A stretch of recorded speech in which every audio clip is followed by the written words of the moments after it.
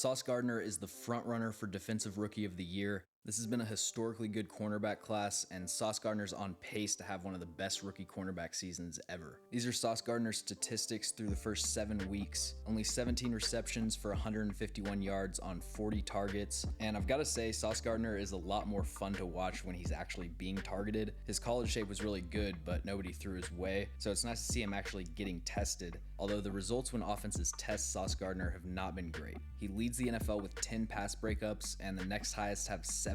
And he's also the first rookie corner to have multiple 3 pass breakup games since Tre'Davious White in 2017. Gardner had 3 against Green Bay and 3 against Denver in back-to-back weeks. When you watch Sauce Gardner, the first thing that stands out is his arm length and how he overwhelms receivers at the line of scrimmage. He has 33.5-inch arms, which puts him in the 97th percentile for all cornerbacks within the history of the combine. That wingspan lets him get away with not having the best press coverage footwork because he can just engulf a receiver without grabbing them, and so it's not as important for him to mirror and stay in front of the receiver. He can be as aggressive as he wants to be. There's really no such thing as Sauce Gardner missing his punch. And he pretty much completely shut down the Broncos' passing attack. They did have Brett Ripien, but it's still a really good receiving core. Sauce Gardner's stat line from week 7 was 10 targets, 4 receptions, 16 yards allowed, and 3 pass breakups. Each of those came against Cortland Sutton. Normally when you see a cornerback with Sauce Gardner's size, the speed and quickness don't really match it, but Sauce is the complete package athletically. That's another reason why he's able to be so aggressive at the line of scrimmage.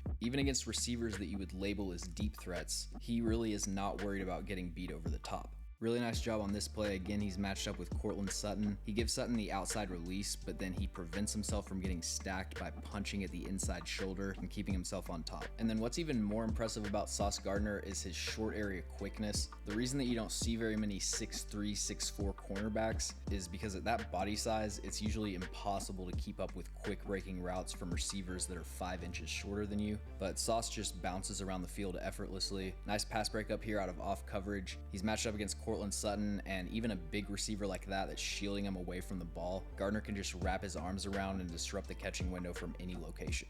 Similar play from week 6, the Packers are running this deep curl, just hoping that Sauce can't accelerate quickly enough, but he breaks up the pass. He almost looks larger than life in the defensive backfield because even on plays like this where he's kind of getting juked around a little bit, he just covers so much ground that he can close whatever separation he gives up. Robert Saleh's defense runs a lot of zone coverage, and that's probably the area that I've been the most surprised to see Sauce Gardner have early success. The Ravens are running a pretty interesting version of sail where they fake the switch release. Sauce Gardner's assignment switches up 3 times in this play, and he picks up the route perfectly. And then another play from the same game, the Ravens are trying to leak out Mark Andrews on this deep over. Sauce bites a little bit on the play action, but he's quick to recognize it, and the hip fluidity in this recovery is incredible.